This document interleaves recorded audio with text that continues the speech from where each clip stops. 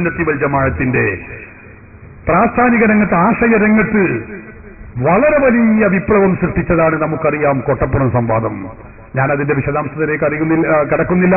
ഞാനൊക്കെ ചെറിയ കുട്ടിയായിരുന്ന കാലത്ത് നടന്ന 25 വർഷം പിന്നിട്ട സംവാദമാണ്. ബഹുമാനപ്പെട്ട CK മൗലവിക്ക് അന്ന് അതിന്റെ പ്രവർത്തകരിൽപ്പെട്ട ചെറുപ്പക്കാരായിരുന്ന ആളുകളായിരുന്നു. ആ കൊട്ടപ്പുറം സംവാദം, ആ സംവാദം കഴിഞ്ഞിട്ട് 25 വർഷമായി. ഇപ്പോഴും കൊട്ടപ്പുറം മുജാഹിദിന് ഒരു ഞെട്ടല, എന്തോ ഒരു ഞെട്ടല്. കാരണം അവിടെ ആ സംവാദം കഴിഞ്ഞപ്പോ 100-ലധികം ആളുകൾ വിദഅത്തിൽ നിന്ന്, മുജാഹിദിൽ നിന്ന് സുന്നിയിലേക്ക് കടന്നു വന്നത് അവിടുത്തെ ദൃക്സാക്ഷി വിവരണ മാത്രമല്ല. ആ സംവാദത്തിൽ മുജാഹിദ് പറഞ്ഞു, ഞങ്ങൾ ജയിച്ചു, മുജാഹിദ് സുന്നികൾ തോറ്റു. എല്ലായിടത്തും പറഞ്ഞ് ഈ പല്ലവിയാണ്. ഇപ്പൊ പറഞ്ഞോ, ഞങ്ങൾ തന്നെ എല്ലാ ഭാഗത്തിലും വിജയിക്കാനുള്ള കാരണം എന്താ? ഞങ്ങൾക്ക് ഉറപ്പാണ്, മറ്റോലേക്ക് തെളിവ് ജിഹാദ്. ഇതാപ്പോ മുമ്പ് ഇവിടും പറയുന്നത്, ആ ഉനിയർ മൗലവി ഇവിടെ പ്രസംഗിച്ച മൗലവിയും പറയുന്നത് അത് തന്നെയാണ്. എന്നാൽ നിങ്ങൾക്കറിയോ, കൊട്ടപ്പുറം സംവാദം കഴിഞ്ഞിട്ട് ഇപ്പൊ 25 കൊല്ലായി. ആ സംവാദത്തിന്റെ ആ ഞെട്ടലിൽ നിന്ന് മുജാഹിദ് പിന്മാറിയിട്ടില്ല എന്നതിന്റെ ഏറ്റവും മികച്ച ഉദാഹരണം ഞാൻ നിങ്ങൾ കാണിച്ചു തരാം. ആ സംവാദത്തിന്റെ സംവാദത്തിന്റെ CD പുനഃപ്രകാശനം ചെയ്തു ഇപ്പൊ ഈയിടെയായിട്ട്. അപ്പോ 25 കൊല്ലം കഴിഞ്ഞ സ്ഥിതിക്ക് മുജാഹിദിന്റെ അഭിപ്രായം എന്താണ് എന്നറിയാൻ വേണ്ടി ആ സംവാദത്തിൽ പങ്കെടുത്ത മുജാഹിദിന്റെ വലിയ ഹദീസ് പണ്ഡിതനെന്ന് അവർ പരിചയപ്പെടുത്തുന്ന വ്യക്തിയാണ് അബ്ദുസലാം സുല്ലമി. അബ്ദുസലാം സുല്ലമിയുമായിട്ടൊന്ന് ഇന്റർവ്യൂ ചെയ്തു. അപ്പൊ ഇന്റർവ്യൂ ചെയ്തപ്പോൾ അയാൾ പറയാം, സംഗതി എന്ത് പറഞ്ഞാലും കോട്ടപ്പുറം സംവാദം നമുക്ക് പരാജയം തന്നെയാണ്, കോട്ടപ്പുറം സംവാദത്തിൽ നമുക്ക് തോൽവിയാണ്. ആരാ പറഞ്ഞത്? ഈ അബ്ദുസലാം സുല്ലമി പറയാണ്. അത് AP അബ്ദുൽ ഖാദർ മൗലവിക്ക് അന്ന് കരുതിയമാരൊന്നും പറയാൻ കഴിഞ്ഞിട്ടില്ല. ഞാൻ അതിലുണ്ടായിരുന്നില്ല, എനിക്കറിയാലോ അതിന്റെ കള്ളി. പറഞ്ഞത് കേട്ടോടും വരെ വാദപ്രയോഗത്തിന്റെ ധൈര്യം ഞാൻ പറഞ്ഞത് ഒന്ന് വെച്ചുകൊടുത്ത. സ്വാഭാവികമായിട്ട് ഈ പരസ്യമായിട്ടുള്ള വാദപ്രയോഗത്തിനോടൊക്കെ വിമുഖത കാണിക്കാറാണ്. പിന്നെ വെല്ലുവിളിക്കുകയാണ്. ആ വെല്ലുവിളിക്കുമ്പോൾ അവർ മുറിജാല് വെല്ലുവിളിക്കുകയാണ്, വാദപ്രയോഗത്തിൽ വരൂ എന്ന് പറഞ്ഞാൽ അവര് കുറെ ശിർക്ക് അനാചാരങ്ങൾ പറഞ്ഞിട്ട് വെല്ലുവിളി നടത്തുക ചെയ്യുക. തെളിവുണ്ടാവില്ല. അപ്പൊ വെല്ലുവിളി നേരില്ലെങ്കിൽ സാധാരണക്കാരാവും നോക്കുക. ഇവരെ കയ്യിൽ തെളിവില്ല, അല്ലെങ്കിൽ നമ്മളെ പണ്ഡിതന്മാരടുത്ത് വരുന്നില്ലല്ലോ, സാധാരണക്കാർ സ്റ്റേജെത്തില്ല. അത്തരം സാഹചര്യത്തിൽ മാത്രമേ എന്തായിട്ടുള്ളൂ മുജാഹിദുകൾ സംവാദത്തിലേക്ക് നീങ്ങുക. മുജാഹിദുകൾ ഒരിക്കലും വെല്ലുവിളിച്ചിട്ട് സംവാദത്തിലേക്ക് നീങ്ങാറില്ല. മുജാഹിദ് പ്രസ്ഥാനത്തിന് പൂർണ്ണമായി വിജയം കിട്ടിയ ഒരു സംവാദം. പൂർണ്ണമായി വിജയം കിട്ടിയില്ല, അത് രണ്ടൂട്ടരും പറയില്ല. അത് നമ്മൾ നോക്കേണ്ട ചില വിജയം ഉണ്ടെന്ന്. വിജയം കൊട്ടപ്പത്തെ വിജയം അവർക്കാണെന്നാണ് അവർ പറയുന്നത്. അതിൽ മുജാഹിദുകൾക്ക് അത്ര വലിയ വിജയം ഉണ്ടായിട്ടില്ല.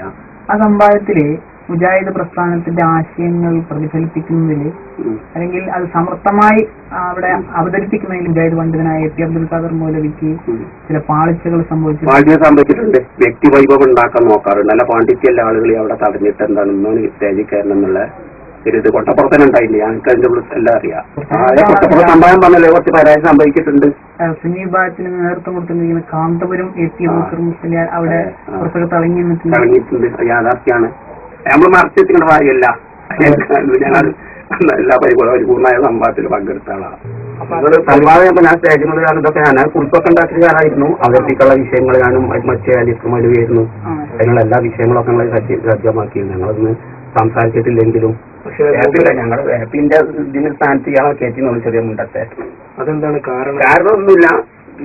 ഇങ്ങനെ ചെറിയ മുണ്ട വന്നത് അതന്നെ. ചെറിയ മുണ്ട വന്നതും ചെറിയ മുണ്ട അവിടെ ഞങ്ങൾ ചർച്ചിൽ ഈ വിഷയമൊക്കെ ചർച്ച ചെയ്യുന്ന സമയത്തൊന്നും അദ്ദേഹമില്ല. അദ്ദേഹം സ്കൂളിൽ പോലാണ് ആ സമയത്ത് വരിക, അവിടെ കയറിയ വിറ്റെടുത്തായിരുന്നു. അതിന്റെയൊക്കെ ഫലം സംഭവിച്ചത് കോട്ടപ്പുറത്ത്. കാരണം ശിർക്കിന്റെ നിർവചനം ചോദിച്ചപ്പോൾ കുറെ ഖുർആന്റെ ആയത്തിലുള്ള ഓദിച്ച പ്രസംഗിച്ചാൽ മതി തീർക്കല്ല പറഞ്ഞത്. നിർവചനം പറഞ്ഞ സ്വഭാവം ഖുർആനില്ല എന്ന് പറഞ്ഞിട്ട് വിവരിച്ച വരും. അതിലും സായി ഒറ്റ ആയത്ത് മാത്രം ഓടും. എത്ര 100 ആയത്ത് ഖുർആനിലുണ്ട് റോഹിന്റെ.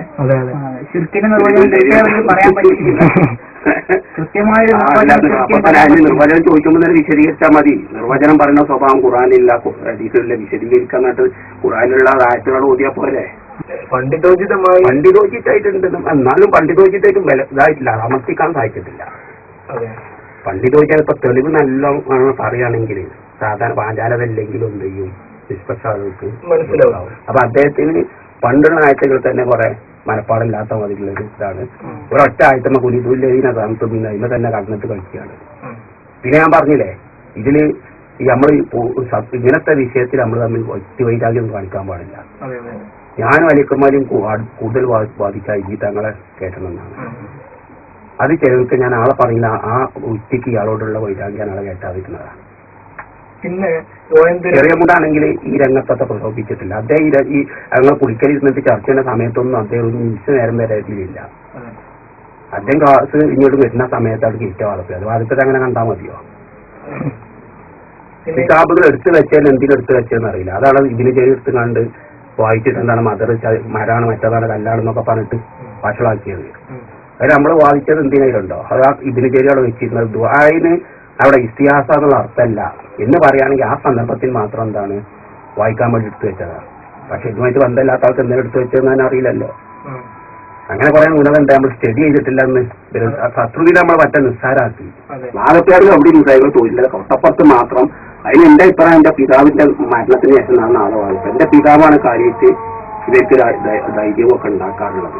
പിതാവിന്റെ മരണശേഷം നടന്നതാണ് കൊട്ടപ്പം. പിന്നെ അവര് ഖുർആനെ ശരിക്കും പഠിച്ചത് കൊണ്ടല്ല, മുസ്ലിങ്ങളെ ജീവിതം കണ്ടിട്ട് ഉത്തമ മാതൃക ജീവിതം കണ്ടിട്ട് അവർക്ക് ഇസ്ലാമിലേക്ക് വരാൻ സാധിച്ചു. അതിന് മുജാഹിദുകൾ വിജയം നേടിയിട്ടെന്ന് പറയില്ല. കാരണം സുന്നിന്റെ മാതൃകാ ജീവിതത്തെക്കാളും മുജാഹിദിന്റെ മാതൃകാ ജീവിതം കണ്ടിട്ടാലും ഇസ്ലാമിലേക്ക് വരുന്നില്ല. മറച്ചിട്ട് കാര്യമില്ല, അത് യാഥാർത്ഥ്യമാണ്. നോക്കുന്നത് എന്താണ് തുറന്നു പറയണം. മുമ്പ് 25 കൊല്ലമായിട്ട് മൂലക്ക് ആ ഞെട്ടലിൽ നിന്ന് മുക്തായിട്ടില്ല, സമർപ്പിക്കാൻ സാധിച്ചിട്ടില്ല. അതായത് മുജാഹിദ് ഇപ്പൊ പരാജയം അത് എന്ത് പറഞ്ഞ കാര്യമില്ല. മുപ്പര കസാരമാണ്ടോ അങ്ങോട്ട് മലർന്ന് വന്നിട്ട് പറഞ്ഞ നേരത്തെ കണ്ടു ഞങ്ങള് കാറ്റുവിട്ടിട്ടാവും അത് തോറ്റ തന്നെയാണ്, സംഗതി തന്നെയാണ്. അപ്പൊ മുജാഹിദ് എന്നിട്ട് പറഞ്ഞതോ ഞങ്ങൾക്ക് വളരെ സംവാദത്തിൽ ഞങ്ങളുടെ വിജയത്തിന്റെ രഹസ്യതാണ്, നിങ്ങൾക്ക് പരാജയത്തിന്റെ രഹസ്യം എന്ന് പറഞ്ഞോളൂ.